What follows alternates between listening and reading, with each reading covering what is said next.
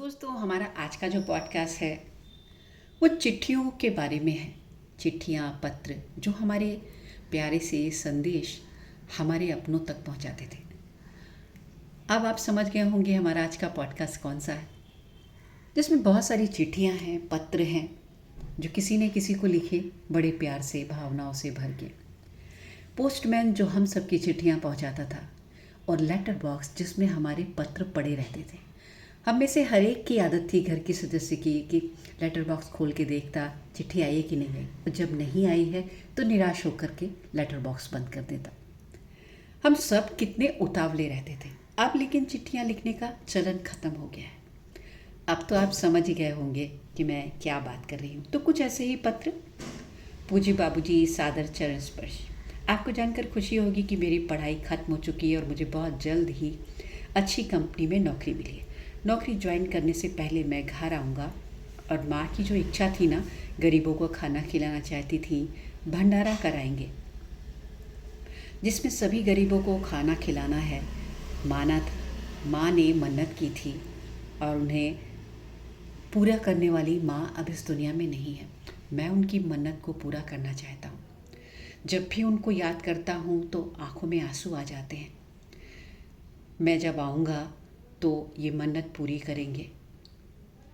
आप अपना ख्याल रखना। शीघ्र पहुँच रहा हूँ, आपका आज्ञाकारी पुत्र नरेंद्र। एक और पत्र। हाय सीमा, मेरी प्यारी सहेली, कैसी हो? बहुत दिन हो गए, तुम्हारा कोई पत्र नहीं आया। क्या करूँ, मैं तो दीदी की शादी में इस कदर बिजी हो गई कि कुछ याद ही नहीं रहा। हाँ, तुम्हें भी शादी में बुलाया था, पर तुम तो शादीशुदा हो गई हो, तो तुम्हें आने का समय ही नहीं मिला। शायद पतिदेव ने आने नहीं दिया होगा। कैसा सब कुछ चल रहा है? ससुराल में सबके साथ अच्छे से रम गई कि नहीं? और हमारे जीजा जी कैसे हैं? पतिदेव जी तुम्हारा ध्यान रखते हैं कि नहीं? अगर तुमने जो मुझे एड्रेस दिया था उसी पर ये पत्र भेज रही हूँ। अगर तुम्हें मिल गया और तुमने उत्तर दिया तो समझ जाऊंगी कि पता सही था। एक और पत्र। प्रिय पुत्र बलराम, कैसे हो तुम? जब से सेना में भर्ती हुए घर एकदम खाली हो गया है। तुम्हारी अम्मा तुम्हें बहुत याद करती हैं।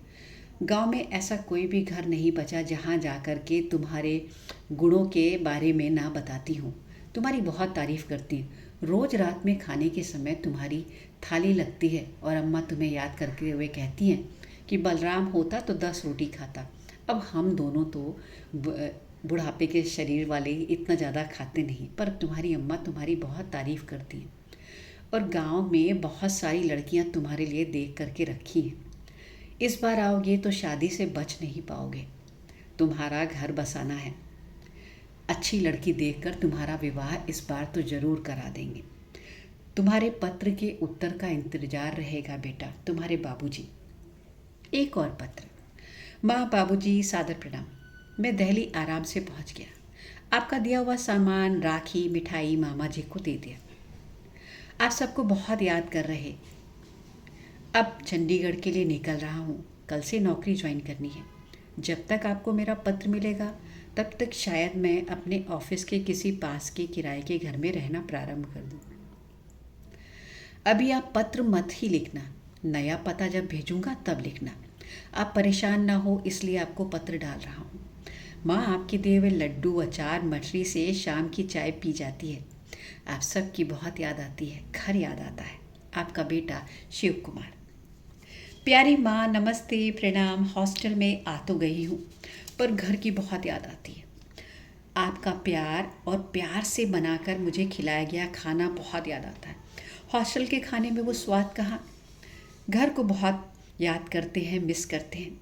और आपने जो खाने का सामान दिया था ना माँ, ये यहाँ की लड़कियाँ सारा चट कर गईं।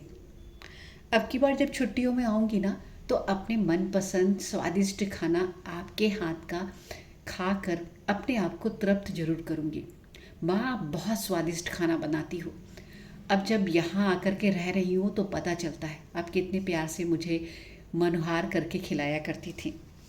आप पापा को और दादी और दादाजी को मेरा प्रणाम कहिएगा, और भैया से कहना कमरा जल्दी से खाली कर दे। गर्मी की छुट्टियों में आने वाली हूँ, और कमरे की असली मालकिन तो मैं ही हूँ। माँ, आपको प्रणाम और लव यू माँ। गर्मी की छुट्टियों में मिलूँगी। तो दोस्तों, ये हैं कुछ पत्र जो हम सब ने कभी ना कभी अपनों को ज़रूर लिखे होंगे।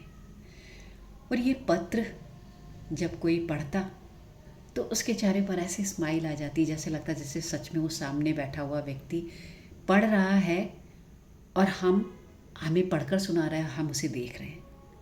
तो आपको भी अपने पत्र लिखे हुए याद आ गए होंगे। मैं उपासना मिश्रा, कुछ सोचे और बोले से। वैसे आजकल तो पत्र कोई नहीं लिखता, आजकल तो सोशल मीडिया का ज़माना है, व्हाट्सएप, इंस्टाग्राम। आप कॉल भी कर सकते हो, मैसेज भी भेज सकते हो और मैसेज का रिप्लाई भी तुरंत आ जाता है। कई बार कुछ लोग मैसेज पढ़ भी लेते हैं लेकिन उत्तर देने में बहुत देर करते हैं। उन्हें लगता है जैसे अभी भी उन्होंने पत्र लिखा है। दे दिया करिए जवाब। ऐसा भी क्या बिज़ी होना, बिज़ी अपनों के लिए नहीं होना चाहिए, जवाब देना चाहिए। अब जब सुविधाएं हैं तो उनका फ़ायदा ज़रूर उठाना चाहिए। आपको ये पॉडकास्ट कैसा लगा? अगर अच्छा लगा है और इसने आपके दिल को छुआ है, लाइक करें, शेयर करें, सब्सक्राइब करें। मैं उपासना मिश्रा, कुछ सोचे और बोले से।